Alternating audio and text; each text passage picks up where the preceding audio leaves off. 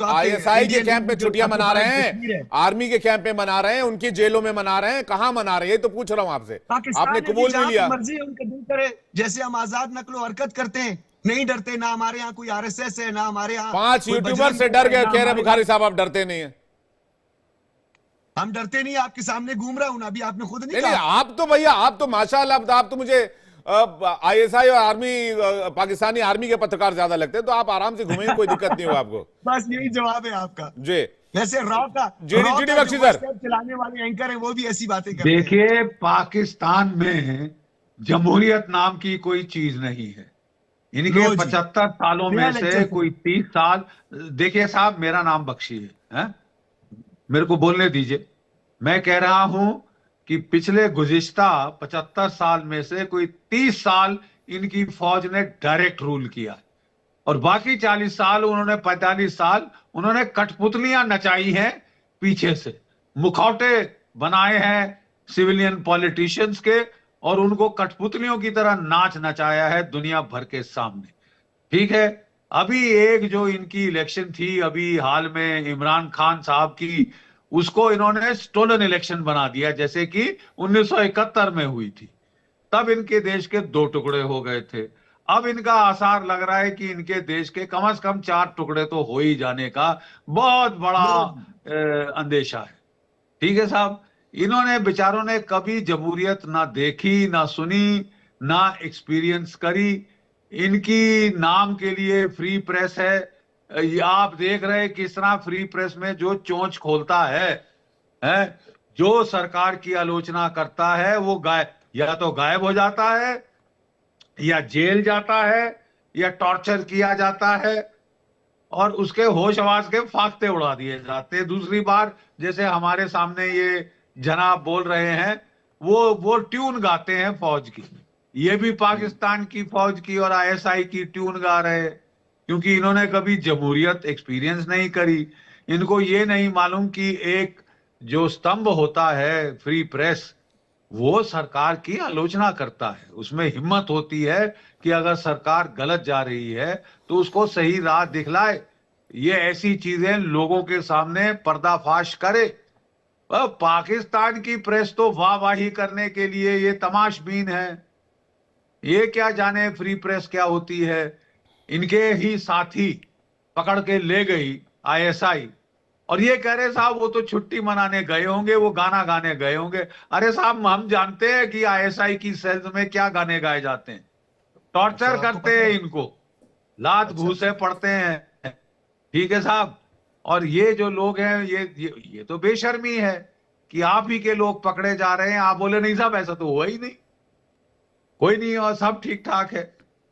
और बस आप आरएसएस आरएसएस आरएसएस, एक आपको महामंत्र मिल गया है कि जहां 24 घंटे कोई सवाल कोई पूछे, सवाल कुछ जवाब कुछ, टॉपिक पे रह नहीं बोलिए, सकते, बस 2 मिनट में आरएसएस पे पहुंच जाएंगे।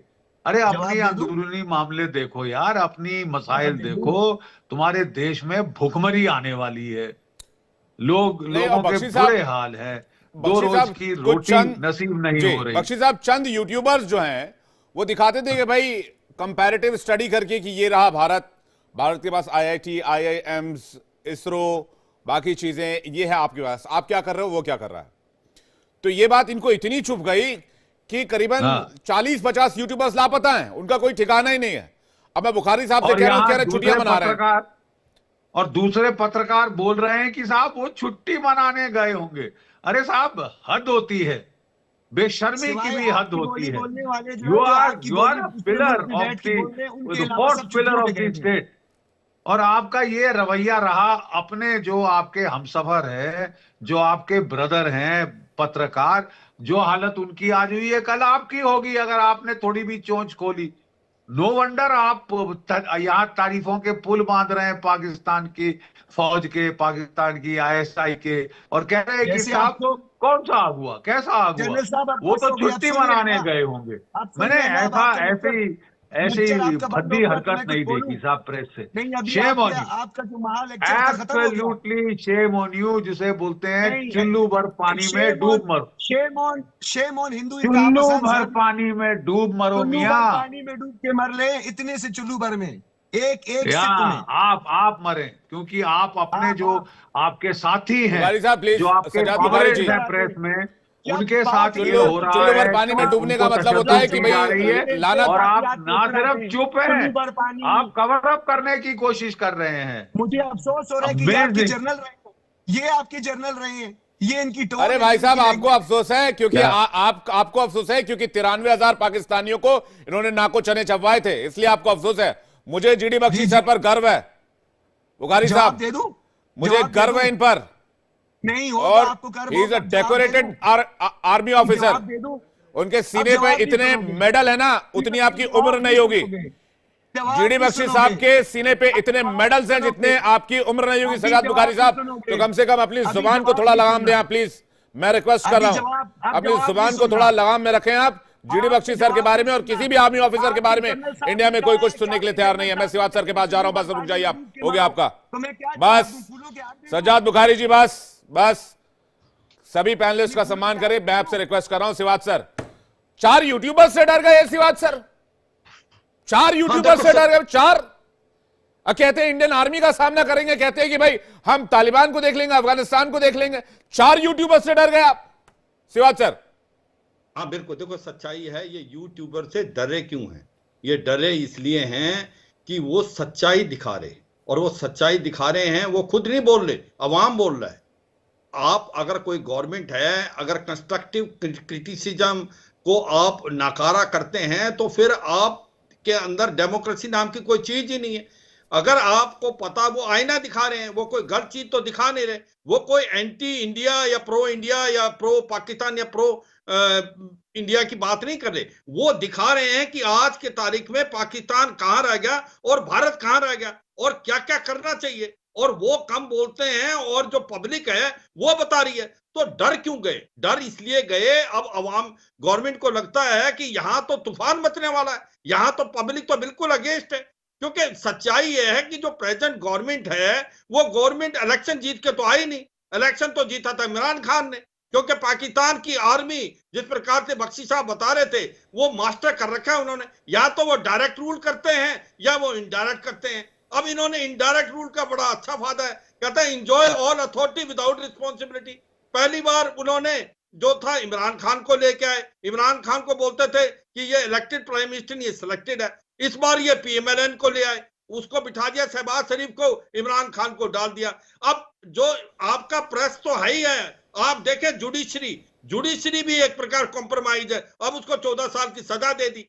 और इसी प्रकार नवाज शरीफ को भी किसी समय में बहुत सजाएं दी थी, मगर अगली गवर्नमेंट आती है, वो सजाएं सारी माफ हो जाती है, वो कोर्ट ही उनको माफ कर देते हैं। तो सच्चाई है, ये दोहरापन जो पाकिस्तान के अंदर है, वो पाकिस्तान को ले डूबेगा। क्योंकि आज आप देखो पाकिस्तान की हालात, आप तहरीके तालिबान पाकिस्तान बोर्ड हो रहा है, आप कहीं ना कहीं मीर अली की बात भी हो रही है कि एक मीर अली का इन्होंने वादा किया था, जहां पर तालिबान ने बोला था टीटीपी को अगर वो रूल में आते हैं तो वो एक प्रकार से सरिया लो लेके आएंगे। इसका मतलब इतनी सिचुएशन खराब है आज की तारीख में। अगर आप देखें खैबर पख्तूनख्वा में तालिबान उधर से हमला कर रही है, टीटीपी इधर से कर रही है, बलूचिस्तान लिबरेशन आर्मी बलूचिस्तान में कर रही है। तो मैं ये कह रहा हूं कि पाकिस्तान की हालात को देख के ऐसा लगता है पाकिस्तान एक सिविल वार की तरफ जा रहा है। और ये जो यूट्यूबर हैं, ये सच्चाई बता रहे हैं, ये बता रहे हैं जाग जाओ, आपकी हालात खराब हैं, आज आप कर्जे के अंदर डूबे हो। और टीटीपी ने क्या कहा है कि हम पाकिस्तान की आर्मी के पीछे जाएंगे। वो क्यों कह रहे हैं? वो कह रहे हैं कि सबसे बड़ी प्रॉब्लम पाकिस्तान की फौज है। पाकिस्तान की जो फौज है वहां बिजनेस चलाती है, फौजी फाउंडेशन $62 बिलियन का एक प्रकार से इकोनॉमी को चला रही है, जहां पर बिल्कुल। मैं तो कह रहा हूं कि भाई साहब शिवाज सर, मैं तो बार बार कह रहा हूं कि भाई यंग यूट्यूबर्स को छोड़ दो भाई, आप इन पे सैंक्शंस लगा के आपकी बदनामी होगी, इससे ज्यादा कुछ नहीं होने वाला है। कर्नल दिनेश नैन से रिएक्शन लो, फिर बुखारी साहब आपके पास, और कुछ नहीं अमजद अयूब मिर्जा आपके पास आ रहा हूं। कर्नल दिनेश नैन,